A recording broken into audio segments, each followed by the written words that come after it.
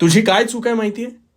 तू स्वतःपेक्षा ह्या समाजाला अवास्तव महत्व देतोस आणि कोणतेही पाऊल उचलताना चार लोक काय म्हणतील ह्याचा निरर्थक विचार करतोस ना? मग आता नेमकं काय करायचं हे शांतपणे समजून घे. सगळ्यात आधी ह्या लोकांचा विचार मनातून पूर्णपणे काढून टाकायचा. कारण ही लोक, हा समाज, हे तुझ्या ताटात भाकरी वाढायला येत नाहीत, ती तुलाच कमवावी लागते.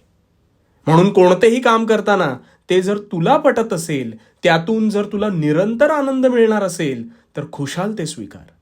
ते काम करून त्यातून तुला किती धनप्राप्ती होणार आहे हा विचार करत बसू नकोस. जर तुझं मन त्या कामात रमेल तर लक्ष्मी आपोआपच तुझ्या पदरात पडेल. पण काम करताना ते मात्र प्रामाणिकपणे कर. तुझ्या अंतरात्म्याचा आवाज कधीही लोप पावू देऊ नकोस.